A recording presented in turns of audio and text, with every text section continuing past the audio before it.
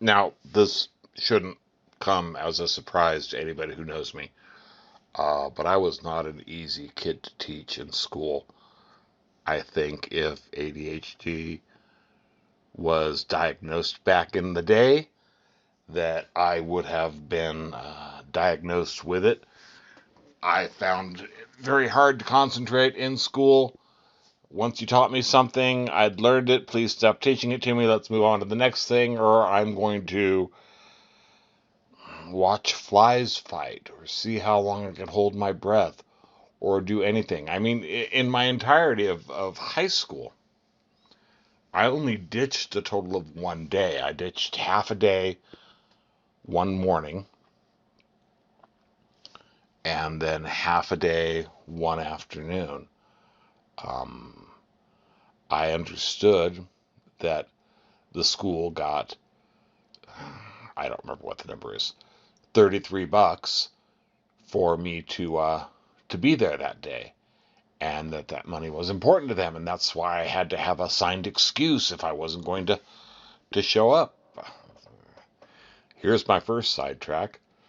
So, my senior year in high school, I was only 17, and you needed a signed note from an adult to get out of school.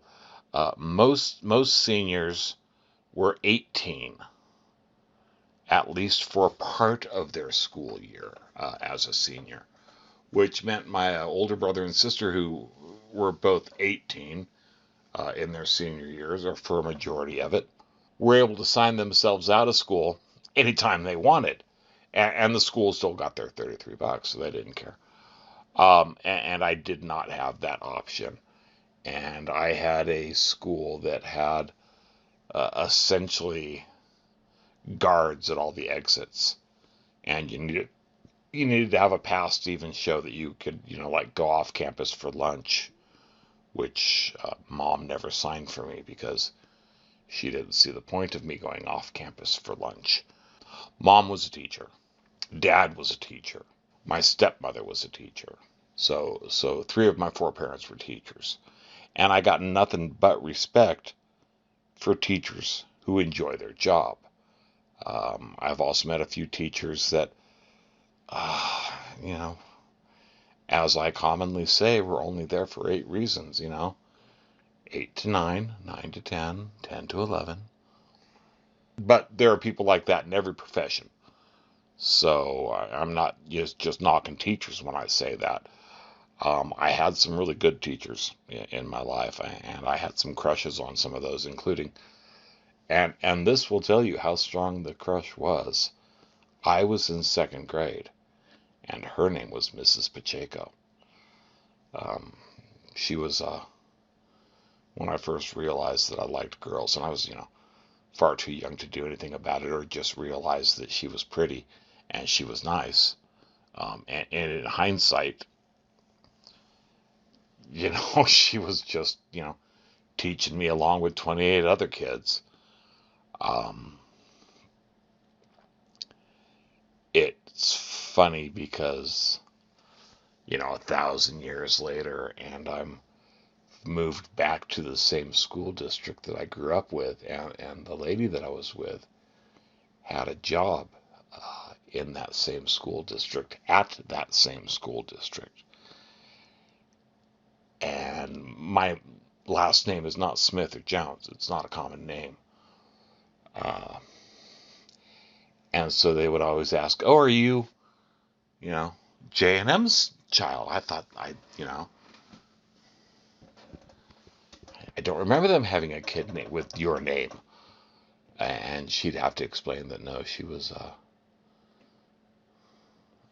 obviously, if we've got the same name now, that she was married to their youngest son, and there were a couple times I'd go in to pick her up for lunch or after work, and they'd all marvel at how big I'd gotten and ask about my dad who died a bunch of years ago, and ask about my mom who'd retired to the coast, and I was happy to share stories with them both.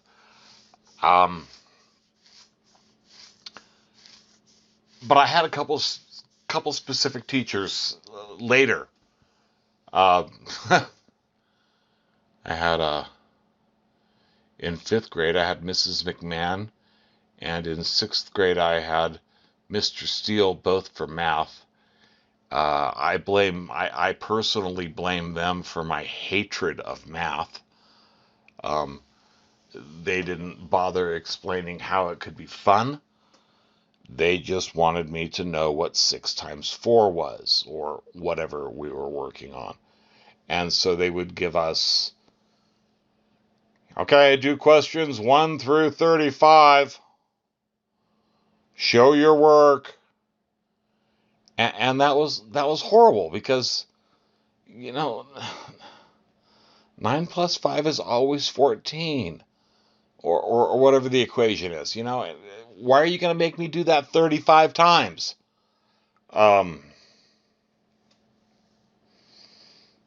It's like in high school. I had the same grammar book all 4 years. It was the same little white grammar book, and we never opened it, and we never used it, but I got it at the beginning of every year, and I had to at least have it in my locker. Anyway, so I had a couple real good teachers, couple teachers that I remember real fondly. Mr. Hart was my electronics/computer technology teacher. Keep in mind when I'm talking about computers, I'm talking about the. You'll have to go look this one up. This will definitely age me. I'm talking about the Altair 8080, which was a computer that actually had toggle switches on the front that you had to toggle in the location in memory of the cassette tape drive that you used to load an operating system with. And I don't remember the sequence, but I certainly knew it at the time. But you had to set the address. You had to, this switch up, down, this one up, down, this one up, down, and then toggle it and push it in, and then set the next set sequence and push it in.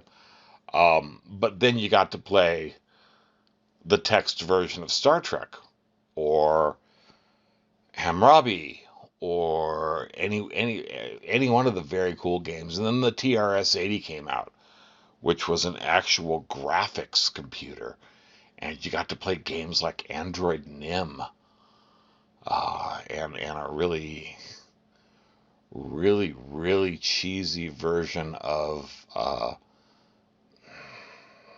forget what they called it, Asteroids. And that was the coolest thing in the world, because I'm no longer dropping quarters down at the pizza place. I can play, once in a while. As I got older in school, junior and senior, had a car that I could drive.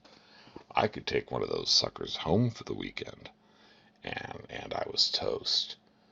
I would stay up till 3 playing Android Nim or Asteroids or whatever. I even got into some programming way back in the day, and that was fun.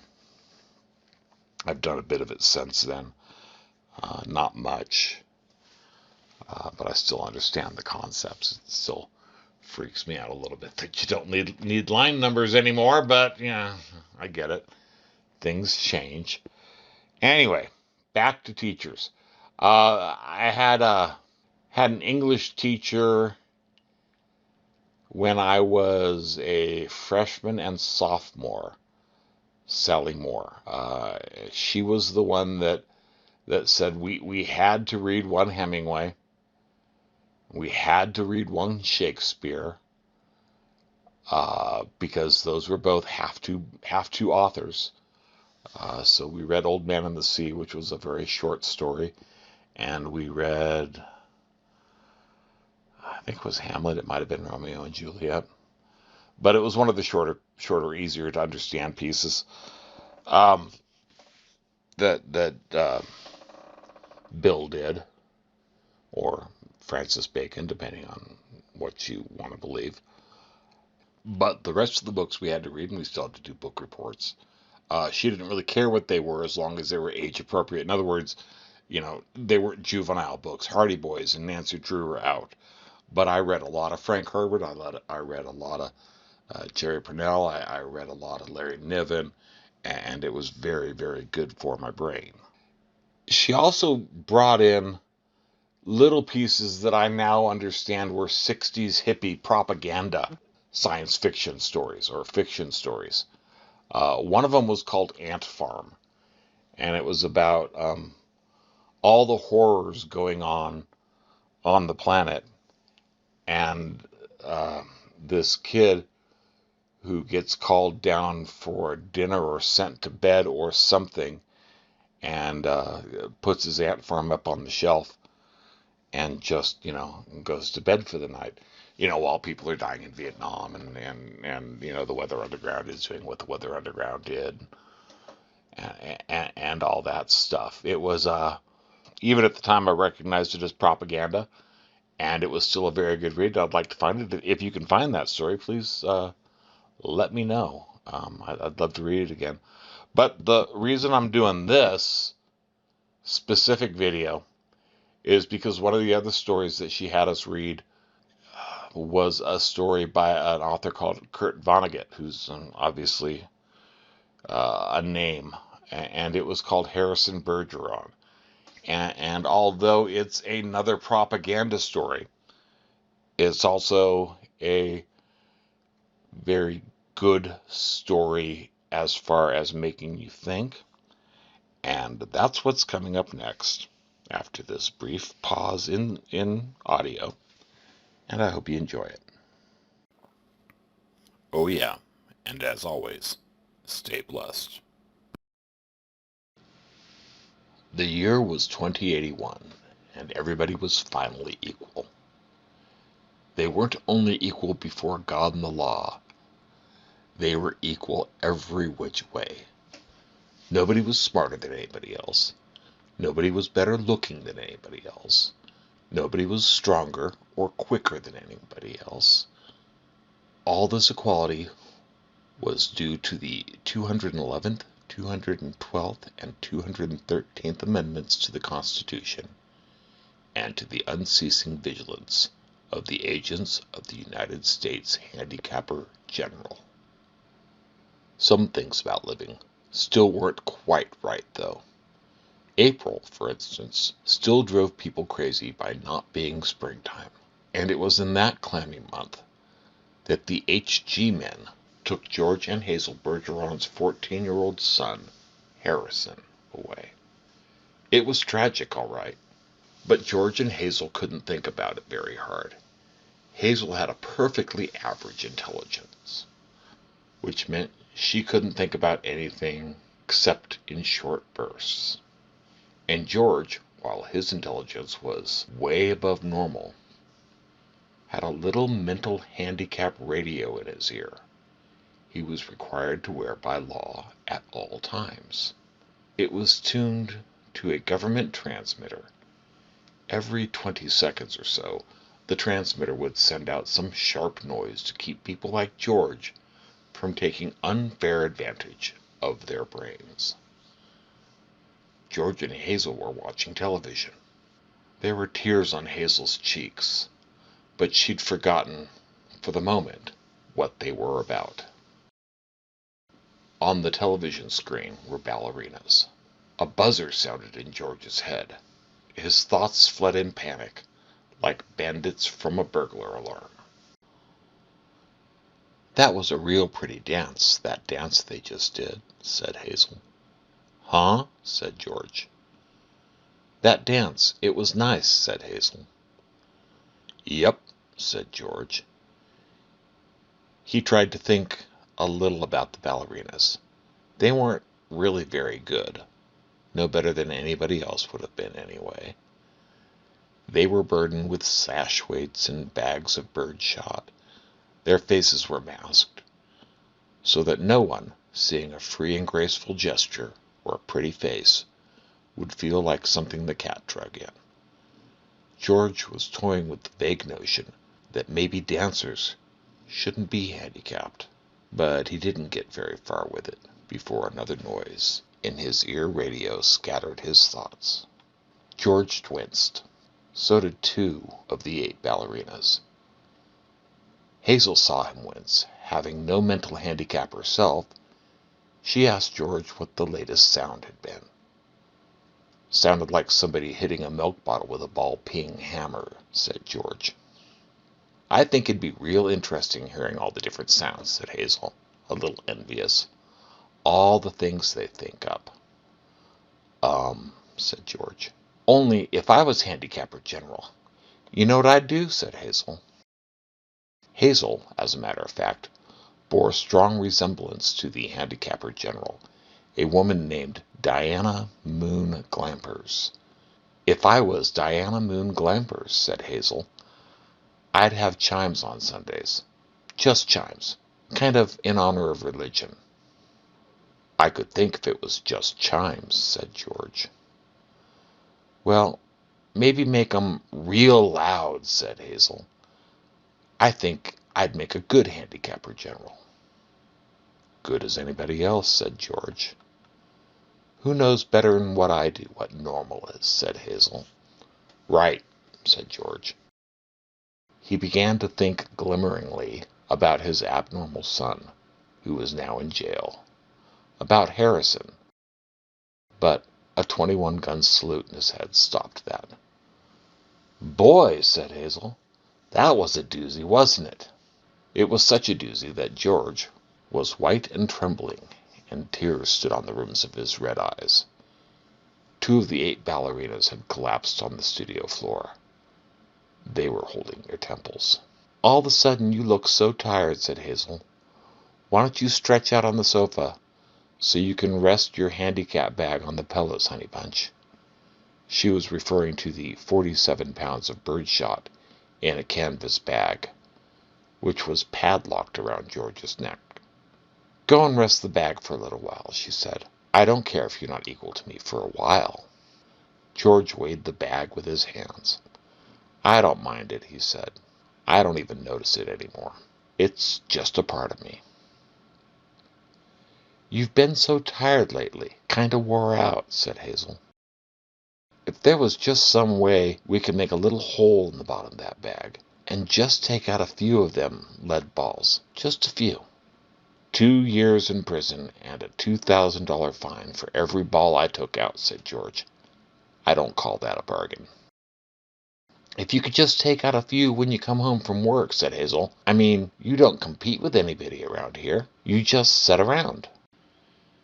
If I tried to get away with it, said George, then other people'd get away with it, and pretty soon we'd be right back to the Dark Ages again, with everybody competing against everybody else. You wouldn't like that, would you? I'd hate it, said Hazel. There you are, said George. The minute people start cheating on the laws, what do you think happens to society? If Hazel hadn't been able to come up with an answer to this question, George couldn't have supplied one. A siren was going off in his head. Reckon it'd all fall apart, said Hazel. What wouldn't? Society, said Hazel, uncertainly. Wasn't that what you just said? Who knows, said George. The television program was suddenly interrupted for a news bulletin. It wasn't clear at first as to what the bulletin was about, since the announcer, like all announcers, had a serious speech impediment. For about half a minute, and in a state of high excitement, the announcer tried to say, "Ladies and gentlemen." He finally gave up and handed the bulletin to a ballerina to read. That's all right, said Hazel of the announcer. He tried. That's the big thing. He tried to do the best he could with what God gave him. He should get a nice raise for trying so hard. Ladies and gentlemen, said the ballerina, reading the bulletin. She must have been extraordinarily beautiful because the mask she wore was hideous. And it was easy to see that she was the strongest and most graceful of the dancers, for her handicap bags were as big as those worn by 200-pound men. And she had to apologize at once for her voice, which was a very unfair voice for a woman to use. Her voice was a warm, luminous, timeless melody. Excuse me, she said, and began again, making her voice absolutely uncompetitive. Harrison Bergeron, age 14, she said in a grackle squawk, has just escaped from jail, where he was held on suspicion of plotting to overthrow the government. He is a genius and an athlete, is under-handicapped, and should be regarded as extremely dangerous. The police photograph of Harrison Bergeron was flashed on the screen, upside down, then sideways, upside down again, then right side up. The picture showed the full length of Harrison against a background calibrated in feet and inches. He was exactly 7 feet tall. The rest of Harrison's appearance was Halloween in hardware. Nobody had ever worn heavier handicaps. He had outgrown hindrances faster than the HG men could think them up. Instead of a little ear radio for his mental handicap, he wore a tremendous pair of headphones and spectacles with thick, wavy lenses. These spectacles were intended to make him not only half-blind, but to give him wanging headaches besides. Scrap metal was hung all over him. Ordinarily there was a certain symmetry, a military neatness to the handicaps issued to these strong people, but Harrison looked like a walking junkyard. In the race of life, Harrison carried 300 pounds. And to offset his good looks, the HG men required that he wear at all times a red rubber ball for a nose, to keep his eyebrows shaved off, and to cover his even white teeth with black caps at snaggletooth random. "If you see this boy," said the ballerina, "do not, I repeat, do not try to reason with him." There was the shriek of a door being torn from its hinges. Screams and barking cries of consternation came from the television set. The photograph of Harrison Bergeron on the screen jumped again and again, as though dancing to the tune of an earthquake. George Bergeron correctly identified the earthquake. For many was the time his own home had danced to the same crashing tune. "My God," said George, "that must be Harrison." The realization was blasted from his mind instantly by the sound of an automobile collision in his head. When George could open his eyes again, the photograph of Harrison was gone. A living, breathing Harrison filled the screen. Clanking, clownish, and huge, Harrison stood in the center of the studio. The knob of the uprooted studio door was in his hand. Ballerinas, technicians, musicians, and announcers cowered on their knees before him, expecting to die. "I am the Emperor," cried Harrison. "Do you hear? I am the Emperor. Everybody must do what I say at once." He stamped his foot, and the studio shook. "Even as I stand here," he bellowed, "crippled, hobbled, sickened, I am a greater ruler than any man who ever lived. Now watch me become what I can become." Harrison tore the straps of his handicap harness like wet tissue paper, tore straps guaranteed to support 5,000 pounds. Harrison's scrap iron handicaps crashed to the floor. Harrison thrust his thumbs under the bar of the padlock that secured his head harness. The bar snapped like celery. Harrison smashed his headphones and spectacles against the wall. He flung away his rubber ball nose, revealed a man that would have awed Thor, the god of thunder. "Now I shall select my empress," he said, looking down on the cowering people. "Let the first woman who dares to rise to her feet claim her mate and her throne." A moment passed. Then a ballerina arose, swaying like a willow. Harrison plucked the mental handicap from her ear, snapped off her physical handicaps with marvelous delicacy, last of all, removed her mask. She was blindingly beautiful. "Now," said Harrison, taking her hand, "shall we show the people the meaning of the word dance?" "Music!" he commanded. The musicians scrambled back into their chairs. Harrison stripped them of their handicaps, too. Play your best, he told them, and I'll make you barons and dukes and earls. The music began. It was normal at first. Cheap, silly, false. But Harrison snatched two musicians from their chairs and waved them like batons as he sang the music as he wanted it played, and then slammed them back into their chairs. The music began again and was much more improved. Harrison placed his big hands on the girl's tiny waist, letting her sense the weightlessness that would soon be hers. And then, in an explosion of joy and grace, into the air they sprang. Not only were the laws of the land abandoned, but the laws of gravity and the laws of motion as well. They reeled, whirled, swiveled, flanced, capered, gamboiled, and spun. They leaped like a deer on the moon. The studio ceiling was 30 feet high, but each leap brought the dancers nearer to it. It became their obvious intention to kiss the ceiling. They kissed it.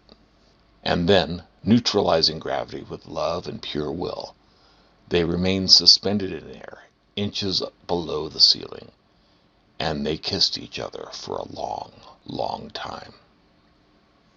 It was then that Diana Moon Glampers, the handicapper general, came into the studio with a double-barreled 10-gauge shotgun, fired twice, and the Emperor and the Empress were dead before they hit the floor. Diana Moon Glampers loaded the gun again. She aimed it at the musicians and told them they had 10 seconds to get their handicaps back on. It was then that the Bergeron's television tube burned out. Hazel turned to comment about the blackout to George, but George had gone to the kitchen for a can of beer. George came back in with the beer, paused while a handicap signal shook him up, and then he sat down again. "You've been crying," he said to Hazel. "Yep," she said. "What about?" he said. "I forget," she said. "Something real sad on television." "What was it?" he said. "It's all kind of mixed up in my mind," said Hazel. "Forget sad things," said George. "I always do," said Hazel. "That's my girl," said George. He winced. There was the sound of a riveting gun in his head. "Gee, I could tell that one was a doozy," said Hazel. "You can say that again." "Gee," said Hazel. "I could tell that one was a doozy."